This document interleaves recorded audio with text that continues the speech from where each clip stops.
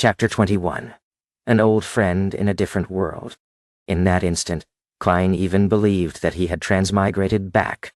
However, the elegant gas lamp surrounded by brass grids and the silver-inlaid tin, which old Neil kept his hand-ground coffee in, made him recognize the reality he was in. The transmigrator, Emperor Roselle, is really a fellow countryman of mine? He was using simplified Chinese, which doesn't exist in this world, to record secrets. With the indescribable feeling of identifying an old friend in a different world, Klein quickly read through the 3 pages. 18th November. T. Truly, a fascinating matter. A blue sky experimentation and a chance mistake made me discover the pathetic fellow lost and trapped in the deep darkness amid the storms. He can only approach the reality of this world on the day of the full moon every month. Yet, he is unable to transmit his cries. He is lucky to have met me, the protagonist of this era. Now, after reading the paragraph I wrote above, I suddenly felt a little down. Even my Chinese is written like a translation. 4 decades have passed in a finger snap. My past memories feel more like a dream. 1. Wei. 1184, 1st January. At the Grand New Year Gala, Lady Florena was truly splendid. Nay. 2nd January. My diplomats are all idiots. 3rd January. I made a hasty choice back then. In hindsight, I should have chosen the apprentice, the seer, or the marauder. Unfortunately, there is no way of redoing it. Wow. 4th January. Why are my children so stupid?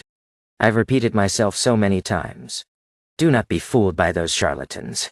The key thing about potions is not about grasping them, but digesting them. It's nothing about tapping powers, but acting. And the name of a potion is not solely symbolic at its core, but a concrete imagery and the key to digestion. 9th September. An alliance opposing me has been established. Fizak from the north, Lone from the east, Fainapotter from the south. My enemies have finally joined forces, but I have no fear. I will use facts to teach them that the generations of weapons and knowledge cannot be compensated by mere numbers and low-grade sequencers. Besides, it's not as though I do not have subordinates. As for the higher grades...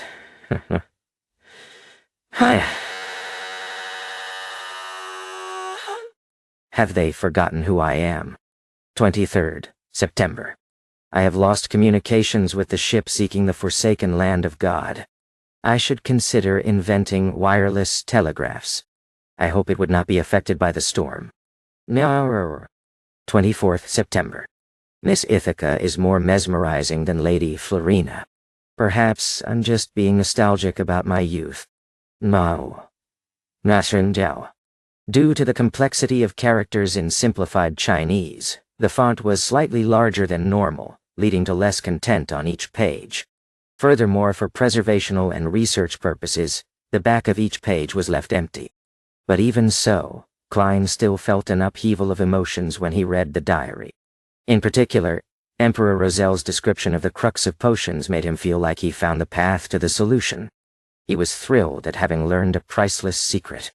Perhaps this will be a beacon for my future path as a beyonder. Well, the 3 pages belong to entries at different times. It seems Emperor Roselle only writes the year on the first entry of each year. It cannot be determined which year the 2 pages with September and November belong to. Who is the pathetic fellow he discovered? What do digesting and acting actually mean? Where is the forsaken land of God?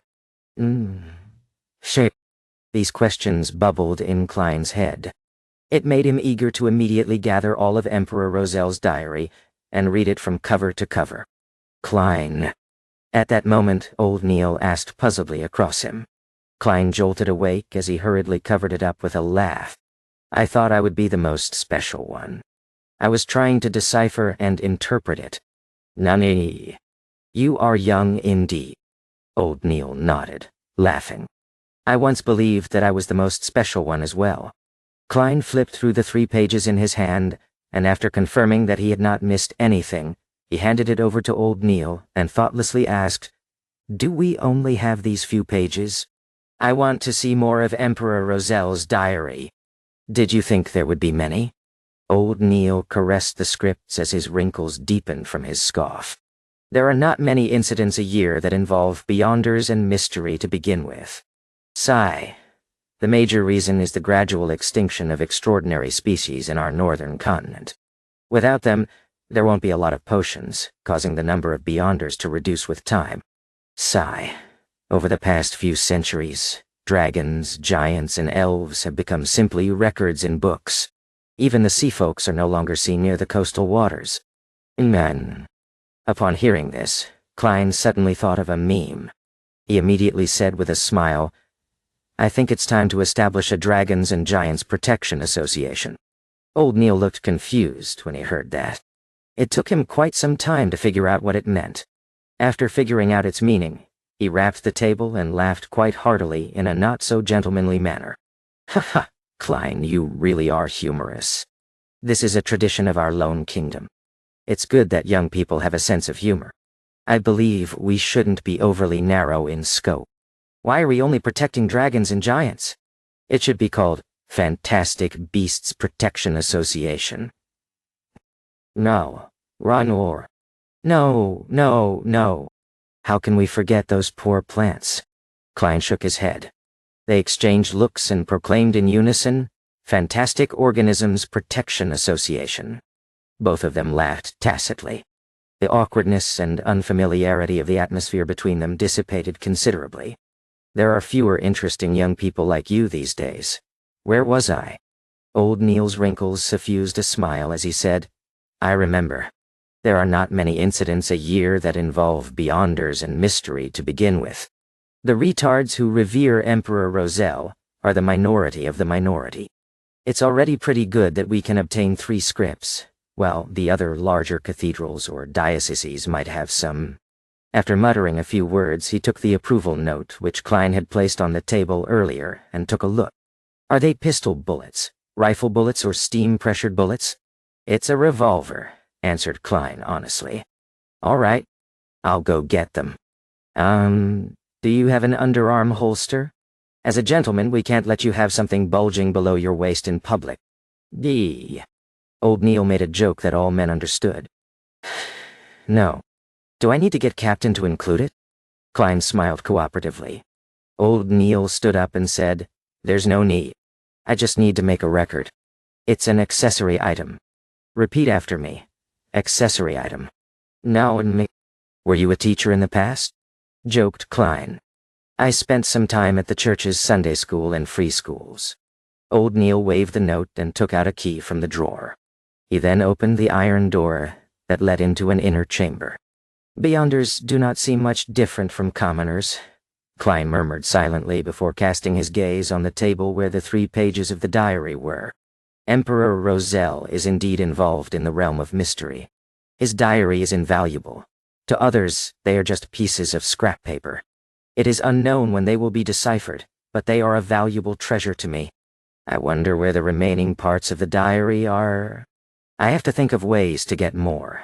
Klein's mind went through upheavals as he could hardly calm down. This continued until old Neil came out and closed the iron door. 10 demon hunting bullets, 30 revolver bullets, an oxhide underarm holster, and a 7th unit, Special Operations Department badge. Please count them and give them a try. Remember to sign the logbook. Old Neil placed the items down on the table. The revolver bullets were arranged neatly in a paper box which was divided into 3 layers. The bullets shimmered with a yellow sheen just like the bullets back home, but they appeared narrower. As for the demon hunting bullets, they were kept in a small iron box. The shape was identical to regular revolver bullets, but their surface was silver in color. Upon a more careful examination, there were complicated and dazzling patterns with tiny sacred emblems. A black background dotted with stars and a half-crimson moon engraved at the bottom. The oxhide holster felt solid, and it came with a belt and buckle. Beside it was a badge half the size of a palm. It had a metallic background with Alwa County Police Department and 7th Unit, Special Operations Department inscribed in silver text. They formed almost 2 sealed circles and surrounded the 2 crossed swords, and a Crown Police emblem. Unfortunately, it's not a Nighthawk's badge, Klein said half wistfully and half probingly. Old Neil smiled and urged Klein to test the underarm holster. After he took off his jacket, Klein took quite a bit of effort to buckle up the holster, which hung close to his left armpit. Not bad. He put on his jacket again. Old Neil sized him up and nodded in satisfaction. It suits you well. My judgment is as accurate as usual. Oh.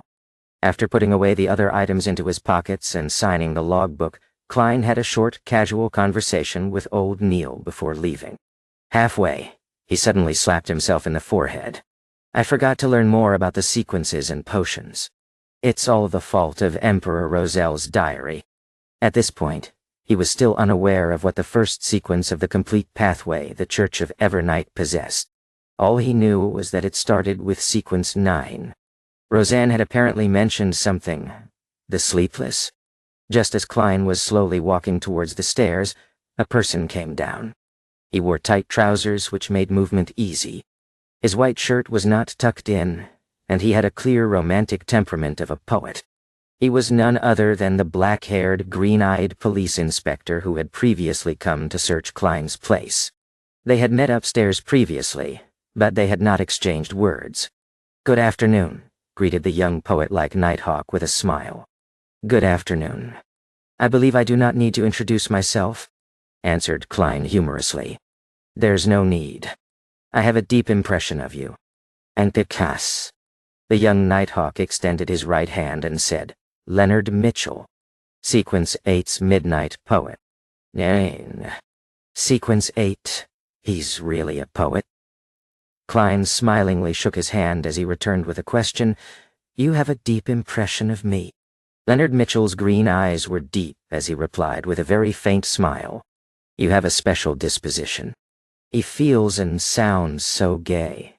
The corners of Klein's mouth moved slightly as he barely said with a smile, "I don't think so myself. After encountering an accident like that, you remained alive despite not receiving our protection immediately. That makes you special enough." "Why, no." Leonard pointed ahead. "I have to replace Captain. See you tomorrow." See you tomorrow." Klein turned to make way for the Nighthawk. As he walked to the ends of the stairwell, Leonard Mitchell suddenly turned around and stared at the stone-paved ground which was illuminated by the yellow sunset. He muttered into the air softly, "Did you manage to notice anything?" Indeed, there's nothing special about him.